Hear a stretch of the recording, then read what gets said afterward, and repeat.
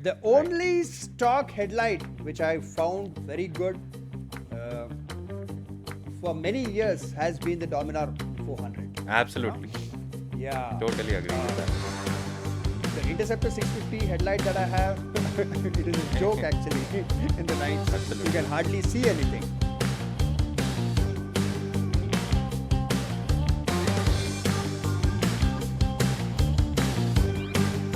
Hello and welcome back to another podcast with Vikas Bhai. And Buddies! today we have a very special topic to cover because everybody is talking about this topic. They are buying motorcycles for the sole purpose of doing this particular thing. So today we are going to talk about motorcycle touring 101. Awesome. All right. So we are going to cover each and everything related to it, starting from, getting a motorcycle if you have a touring purpose in your mind, Yeah. uh, to selecting your riding gears, and even we will ask Vikas Bhai to share what are the things he packs in his bags whenever he's planning to go on a tour with his buddies. So, Yep. yeah. So, on to you. Let's, get a brief into motorcycle touring. Vikas bhai, there has been a lot of, growth of especially motorcycle touring in India. True. Absolutely. So, would you like to add something, especially after COVID? There has been an immense growth of people going on tours, uh, obviously unprepared. Most of them they have not prepared it that much, but I mean, everybody is enthusiastic of going on a motorcycle tour to Leh, Ladakh, and whatever places be. Yep. All right. Lovely topic, brother. Yeah. However, as you mentioned, that Yeah. after COVID, the motorcycle touring hobby has increased very much in our country. But exactly opposite happened with me. That is, after COVID, my life Yeah. got so busy with regards to my profession that I don't Right. get much time to tour. But that's fine. Life keeps changing. Okay, Absolutely. we keep evolving. Different challenges keep coming up. So we cannot do the same thing for the rest of our life. So I always say, whenever an opportunity is given to you to do something, do it with all your heart and soul, because tomorrow you might not get the opportunity to do it again or do it Absolutely.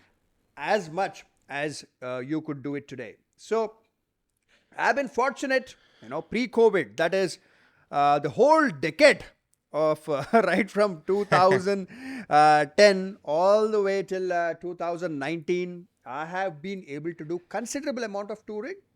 Although my primary genre of motorcycling is not touring, All it right. is more of racetrack riding, fast rides, Right. and all of that. But I love touring, and fortunately, I have done uh, tours. Like I was invited by XBHP, and I went to Bhutan and I rode in Bhutan. It's a beautiful place. And from Bhutan, I crossed the border and entered India through West Bengal. Amazing feeling. And of course, I've been to Ladakh, here, there. Like, Right. it's been a nice journey. So, Absolutely. so brother, ask some questions, Sure, sure, sure. and I'll, we shall talk I'll. about. This podcast has been divided into certain sections, and like to keep it, detailed and covering each and everything. So first, we can talk about planning your motorcycle tour, Correct. and the first part will be selecting a motorcycle for touring. So we Great. can do one thing, brother. We can, keep the current models that are on sale right now. We'll have them in our minds. We will share some thoughts about it. So Good. yeah, first let's start about choosing the right motorcycle for your touring, or if you have a purpose for touring. Awesome. So, on to you, brother. If you have a plan of touring maybe once or twice a year, and also using that motorcycle for your commuting. So, I mean, it should not be purposely for long tours only, right? We all have to most of the motorcyclists, they have one motorcycle which serves all the purpose. Correct. So on to you, and let's start with what are the three motorcycles that comes to your mind when you think of you have maybe touring purpose in your mind. Got it. So All now right. here it all boils down to one question. That is, are you going to do touring where you're going to be alone on the motorcycle, or you're going to have a partner that is a pillion rider? You know, very often when people do tours once or twice in a year, then they probably would want to take a wife or a girlfriend, someone along with them. And Absolutely. I salute those women who go on motorcycle rides as a pillion, because I personally cannot be on a motorcycle as a pillion. I get scared. I Absolutely.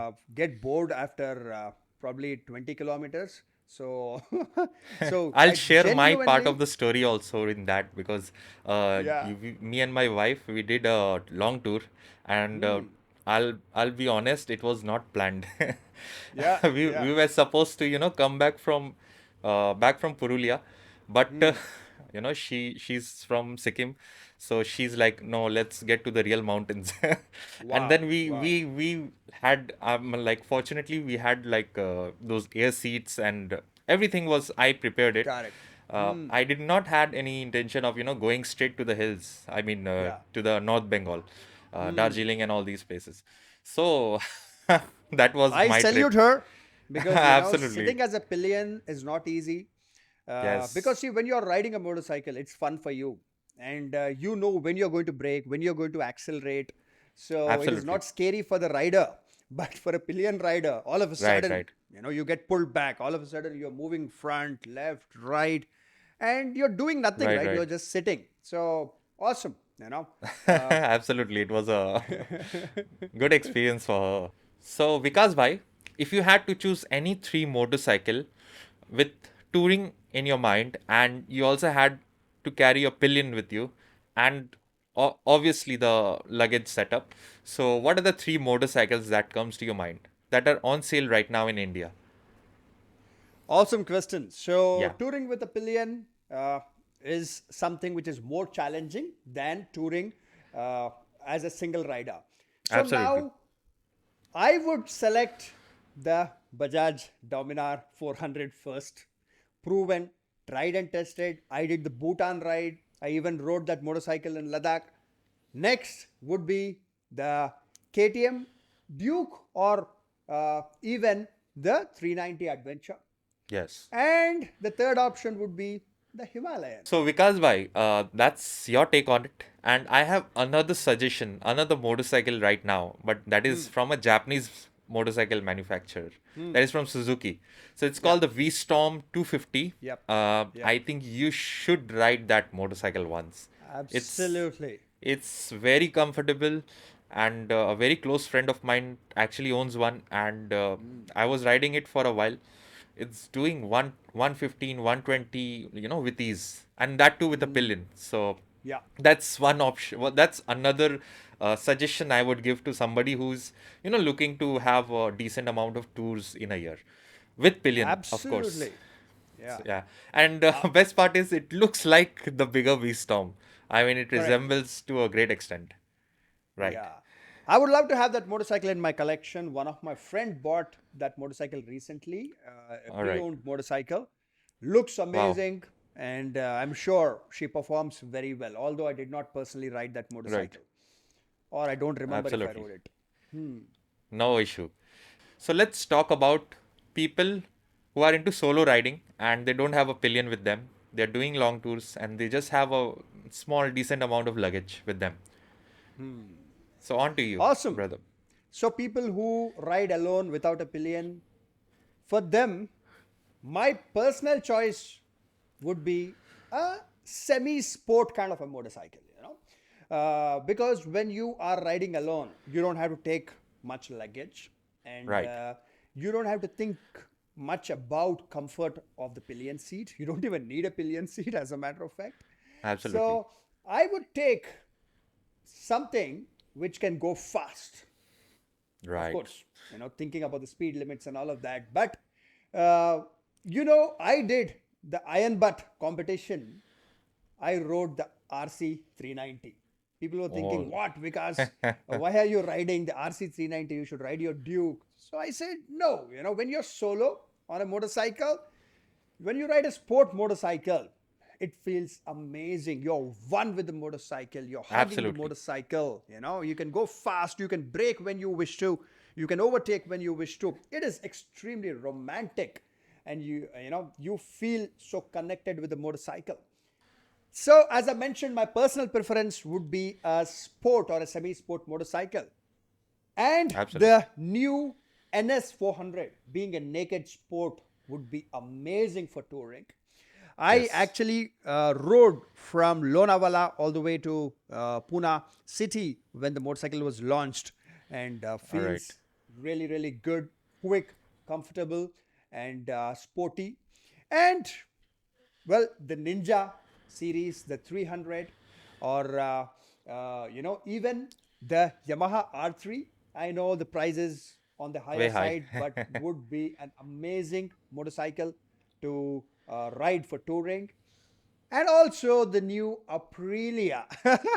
Yeah, Aprilia will be a What is good that? I always get confused. RS 457. Yeah. 4457. So, yeah, that's a very good suggestion you have given, and I don't need to add anything else. We have mentioned very good motorcycles. So now let's talk about something that people who already have a motorcycle, and they can modify it a little bit for keeping their comfort in mind. Vikas bhai, now I have a Continental GT650, and I would like to go on a tour in the year end. So, what are the basic modifications that I should keep in mind when I'm going for a tour? All right, brother. So, the biggest enemy for a motorcycle rider Right. when they are on a highway is a Yeah. puncture. Okay. Absolutely. Now, this is applicable when you have a spoked wheel motorcycle with tube. So, in this case, the moment a nail or a screw goes into the tire, air will start gushing out and you will have a flat tire.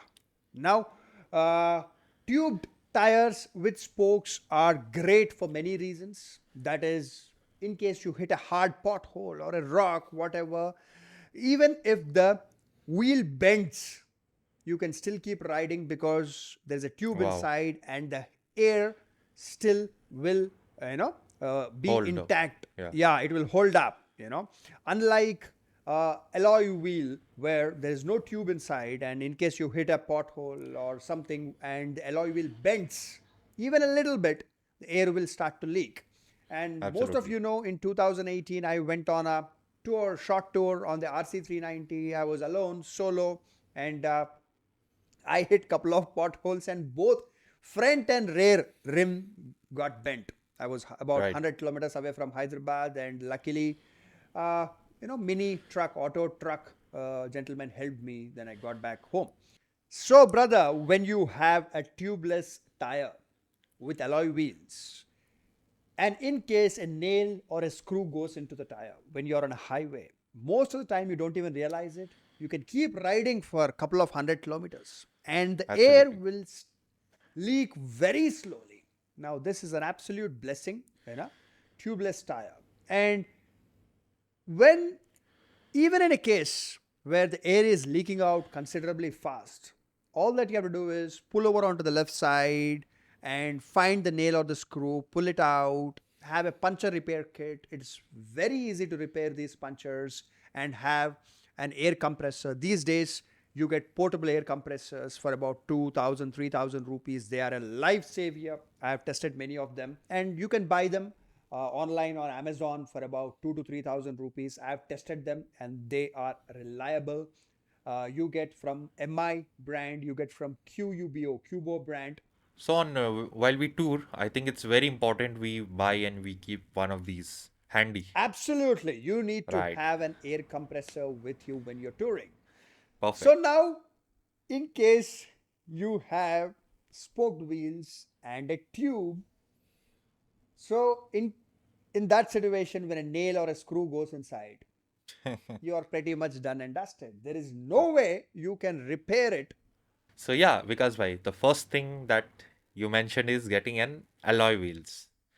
Well, it's not always easy. Like I have Right. been thinking of putting alloy wheels onto my Interceptor 650.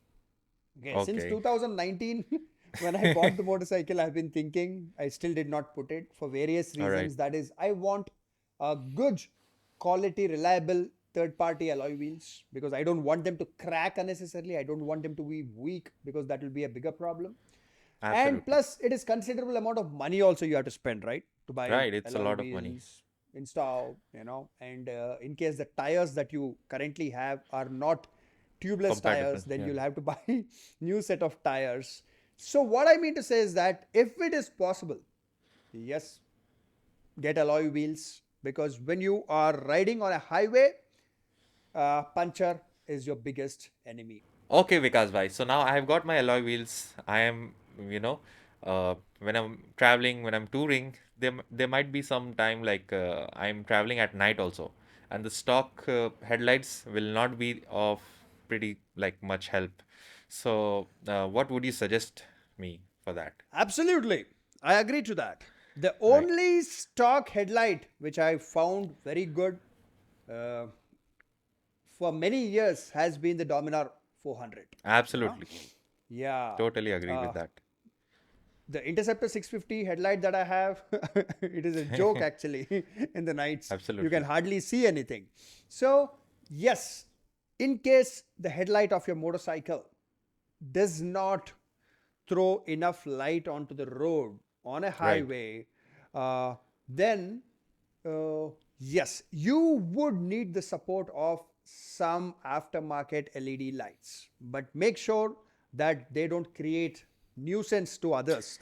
Don't put Absolutely. very bright lights which uh, kind of throw light onto the oncoming traffic and And blinds people. creates, yeah, absolutely. They would blind people on the other side of the road. Absolutely. Have very low powered LEDs because LEDs are very powerful and make sure that they are adjusted in a way where they throw light onto the road instead of Road. throwing light up this way. So, Absolutely. yes, having uh, any kind of auxiliary lighting Right. can help when you are touring.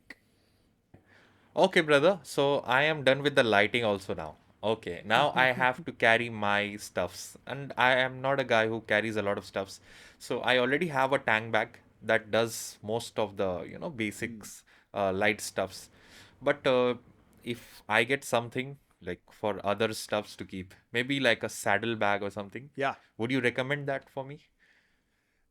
Yes. See, in case you are touring for a week or so, then you would need your clothes and other things with you. So saddlebags are something which become a requirement at a point. So Absolutely. I, do you know, personally never used any saddle stays or anything like that. Of course, when I Right. did the Bhutan trip, XBHP had kind of Pinced. seriously mounted racks and all of that, but I did not do it personally. So whenever I ride personally, I use soft luggage, which is directly mounted onto the motorcycle, which Perfect. is I'm talking about the saddle bags, and that I mean they do the job. Only thing is that without saddle stay, in case you're putting the soft luggage onto the motorcycle, you have to make sure that they are strapped on really well, and they are not touching the tire or the chain or the Absolutely. silencer exhaust because they can start to burn from the bottom, and so these It will things are what you got to keep on your mind. perfect. So I'm pretty much packed for this yearly tour. All right. And Also, another yeah, couple of tips that I would like to give, sure, sure. since you are taking saddlebags with you, carry 1 liter of engine oil with you. You never know. For some reason, your motorcycle could start to burn excessive engine oil. You know, the You piston might have to rings top up. could have some, yeah, problem. And when your piston rings have a problem, your engine oil starts to burn faster. or in case you have oil cooler, okay, in the Right. front, then oil is pumped out to the oil cooler and it comes back. So if the hoses of the oil cooler, in case they start to have a leak, this happened with me when I was riding my GSXR 1000 from Bangalore to Hyderabad along with my other friends. My friends were on the multi strada and Moto Guzzi. So I was riding, I was wearing white color boots, riding boots, and suddenly I see my left side boot has almost become kind of blackish. Then Oh, I pulled over and I saw, what is this? And it was all engine oil on my left boot. I got scared. I was thinking, where is it coming from? Then I realized that the oil cooler, now the GSXR 1000 has a liquid cooling system and oil cooler, both. Okay. right. So I was riding pretty fast those days. I used to do 160 kilometers per hour in the first gear itself. So a rock from the road hit the oil cooler's edge. Although there was Okay. a protective mesh on the oil cooler, still it hit on the edge and the oil cooler started to leak drop by drop. Okay. So now at that stage, very, very fortunately, I had 1 liter of engine oil with me. Basic mineral oil. You can have synthetic, whatever, but even if you have basic mineral oil at that point of time, you can top up. So what I did, I kept topping up about 200 ml, 250 ml, and kept riding. Then I reached the city. So this can happen to anyone. Anybody. So Absolutely. your oil could either burn, then you will know the oil level is going down. So this Right. is another thing you have to do whenever you're touring. Whenever you stop for lunch or whatever, simply check the oil level.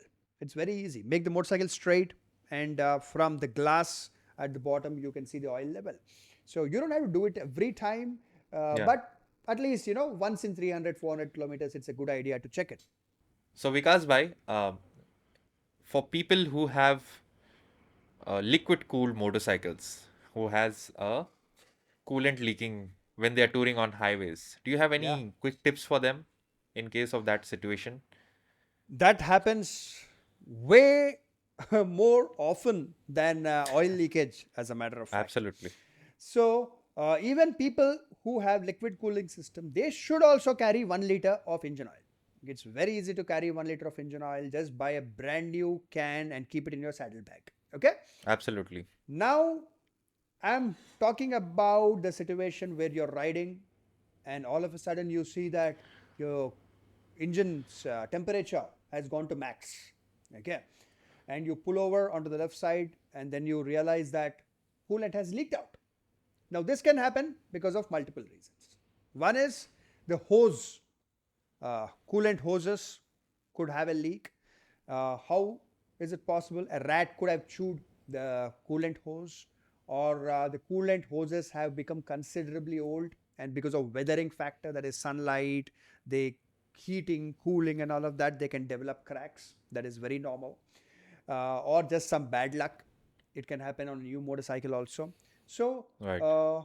next is, of course, a stone hitting the radiator and radiator starting to leak, or radiator becoming considerably old and it having rust and it is developing a leak. Okay. So in this situation, well, I can say carry coolant, but it is not going to be easy, right? Okay, you're carrying engine oil. Okay, now you're carrying coolant. So it's difficult. So, very simple. You would be having drinking water with you. Absolutely. Just put drinking water into the reservoir. Now, there is a radiator, and on the top, there would be a white color can that is known as the coolant reservoir. Simply open it, but be careful when the engine is very hot. Do not open the reservoir because steam can come out, like if there is any coolant left, it can gush out, or sometimes even steam can come out. So let it cool down, okay, little bit for about 5-10 minutes or so. Take a piece of cloth and then open the reservoir. This is applicable to cars also, by the way, same thing. And when you notice that most of the coolant has leaked out, simply drinking water, put it in.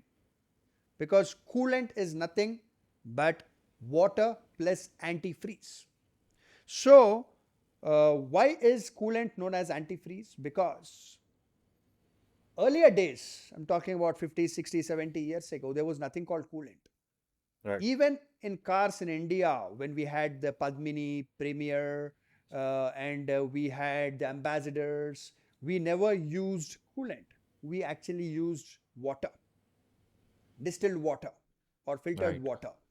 So, in very cold regions, it could be Ladakh or some European country somewhere or Russia, uh, when you put water into the radiator, then when you're driving or riding, it is okay. But when you park the motorcycle or the car in the night and in the morning, when you go to your machine, the coolant, I Okay. mean, the water inside would be frozen.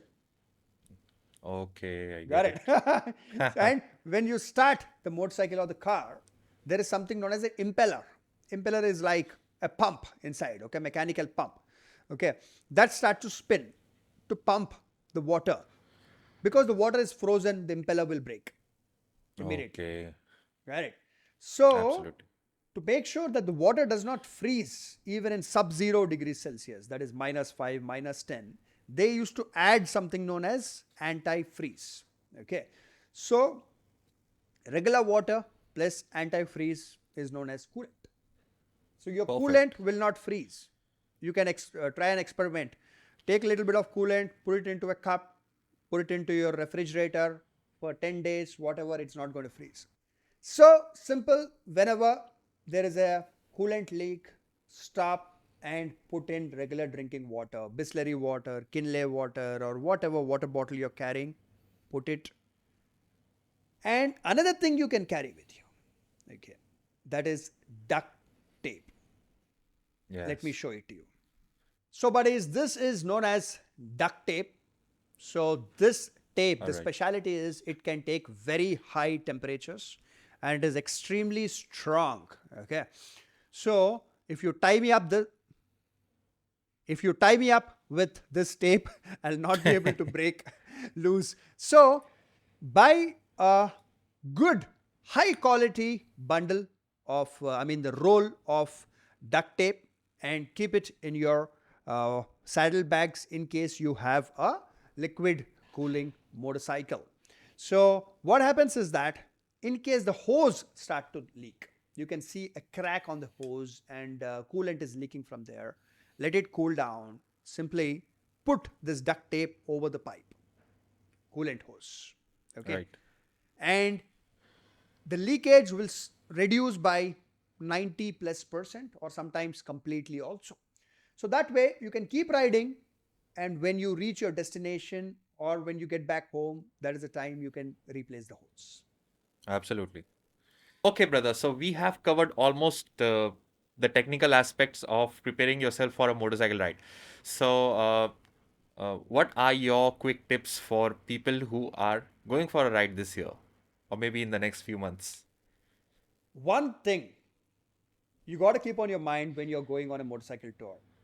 I did this mistake many times in my life. That is going on a motorcycle tour with very less sleep. Please do not do that, friends.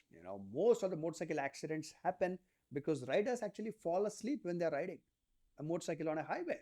You know, these days highways are considerably good in our country, and you could be riding flat out at 100, 120 for 1 hour, 1.5 hour, and you could fall asleep. Got it?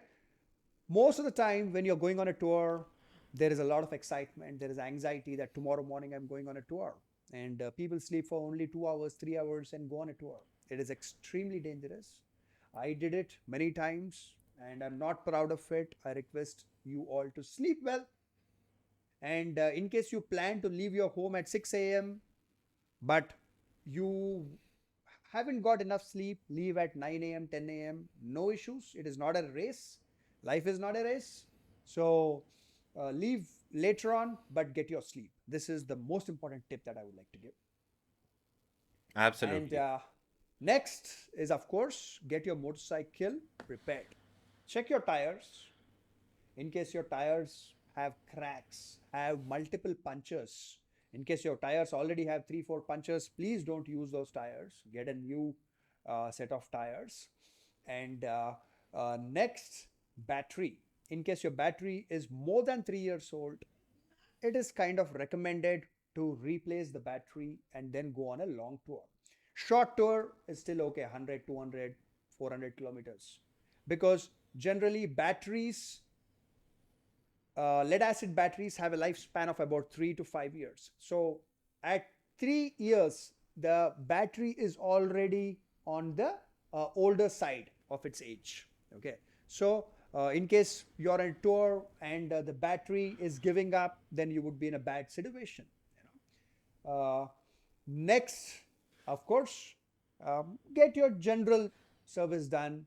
The engine oil, brake pads. Check your brake pads. This is very, very critical. People do not check their brake pads. They keep riding on a tour, and the brake pads get to their end of life, and they scrape. They cut the Even till disc the metal rotor. parts. Yeah, Right. absolutely. So make sure your brake pads are replaced. Very, very critical matter. Many people get the motorcycle serviced today and tomorrow they go on a tour. Never do that. This is applicable to cars also. If you get your motorcycle serviced, make sure that you ride within the city at least for 40, 50 kilometers. Make sure everything is working the way it is, and then go on a motorcycle tour. Because today you service a motorcycle, you don't know in case the workshop forgot to put some nut bolt back, did some mistake or anything. Okay, you go on a tour, you will get very unpleasant surprises. So check the motorcycle within the city and only then go on it. Right. So that sums up everything. We have, Absolutely. I think, discussed most important, uh, tips and everything about motorcycle touring. If you have any other questions, please share your questions in comments, and we will see you again in the next podcast. That's all. Thank you, buddies. Bye bye.